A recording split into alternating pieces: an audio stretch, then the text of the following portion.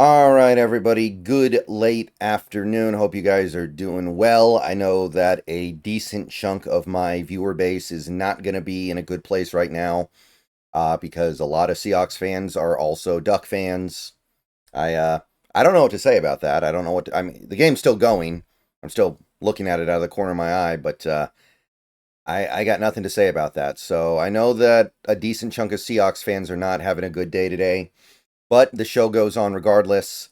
And we got an injury report. Now, the Seahawks injury report certainly matters.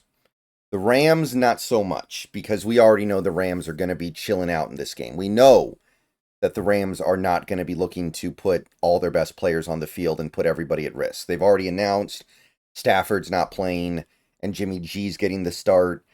And presumably, with that, you're also going to see other key players for the Rams sit out. So, this injury report that we see on their side is not going to be reflective of the actual team they put out there. But for the Seahawks, it looks like it will be. So, let's take a look at Condotta here. He's got the injury report for Wednesday, came out about an hour ago. I was doing stuff, so I wasn't able to make the video immediately. But let's go ahead and take a look here. We have 5 players on the DNP list. Brady Russell, who I don't really know what to say about Brady Russell at this point. He doesn't play enough for me to really spend too much time thinking about him anyway. So I'm not really gonna invest too much thought into the fact that he's just not been able to get back on the field, despite having had an extended period of time to do so. Doesn't really matter. So that one, cross off. These other 4, however, are at least a little bit interesting. Leonard Williams mostly getting a rest day, which he's been getting all year, so not so much intriguing there, I guess. Jarran Reed's getting a rest day, which makes all the sense in the world. He's an older veteran player, and I mean, at this point, we got to start thinking about him in terms of next year because I'd like to bring that guy back because he has been very good this year. So part of that is probably not overworking him to this degree in the 2025 season or 2024 season at the very end here.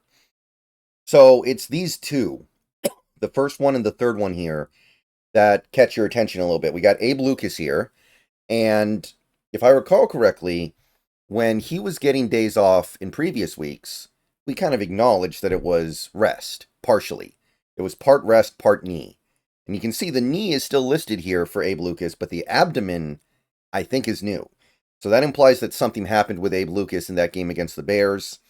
I don't think he played poorly against the Bears, though, and I didn't notice any kind of a major injury on his part. But they do list a new injury here for whatever it's worth. And, it doesn't seem like it's going to be a big deal, but if he ends up getting to Sunday and missing this game, that's going to provoke a lot of Seahawks fans, and I include myself among them, to start thinking about, hey, wait a minute, are we sure about this guy? Like, are we sure we can bet 2025 on him being able to play at least 14 games? Are we going to be able to do that? Is that a risk we can afford to take? Like, if he comes up with another injury here and now we got abdomen stuff, I know it doesn't seem like that big a deal because we're at the end of the year, but at the same time, we're already in a very delicate place with Abe Lucas. So we'll see what happens the rest of the week, but this was not my favorite thing. Hopefully he practices some later this week and plays. If he misses this game, regardless of the context, it's going to provoke a conversation this offseason about Abe Lucas's long-term viability that I was actually feeling decent about going into the offseason before this injury report. And then you got Josh Jobe, who's also not participating right now with the knee. McDonald already indicated that he's looking pretty good and indicated the injury's not overly serious. That doesn't mean he'll be able to play in this game, though. And to be perfectly honest, if there's any doubt about whether or not he can go at a high level, you would hold him out because you're already eliminated.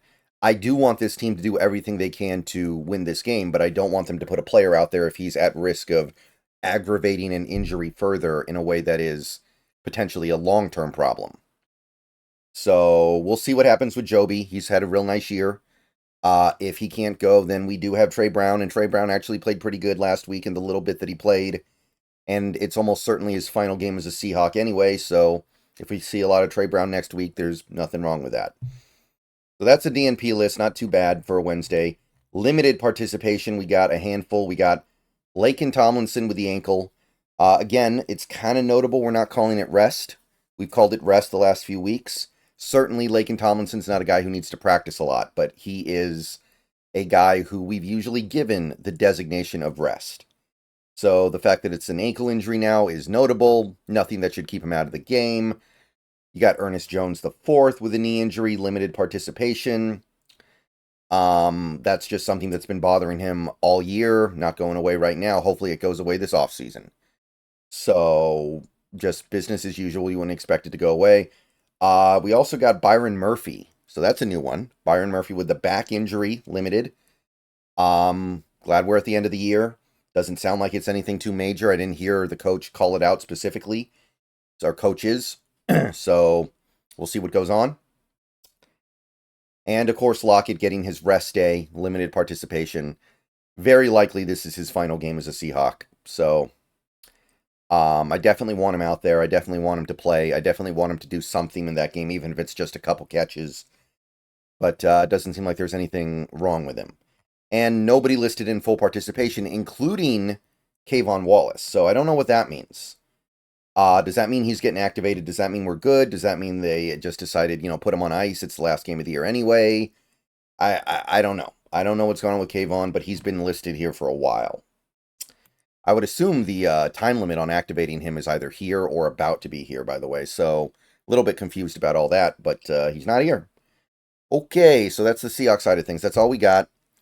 And the Rams, their injury situation is very short. If you go to Rams Wire, USA Today, got 2 players. Rob Havenstein did not participate. Remember, he didn't play last week, so he may genuinely be hurt. And then Jordan Whittington, wide receiver, limited with an ankle injury, should be fine, but may not play. But again, just because they're not listed here doesn't mean they're playing. I would not be surprised at all if Puka doesn't play, if Kupp doesn't play, if somebody like a Jared Verse doesn't play, a Byron Young doesn't play. Whatever they can put together in terms of players they can afford to not have out there, I imagine you would not see them. Like, you're not going to put Jimmy G out there if you're not also planning to rest other guys, you would think. I know Stafford's an extreme example because he's old and kind of beat up and has a ton of miles on him. So it's an extreme example, but it would be kind of surprising if the Rams played other starters when they've already indicated they are playing for the next week, not so much this week. All right, I'm going to get out of here. See you guys later. Go Hawks. More videos tomorrow, probably on Twitch later tonight. And first day of 2025. It's off to a pretty normal start.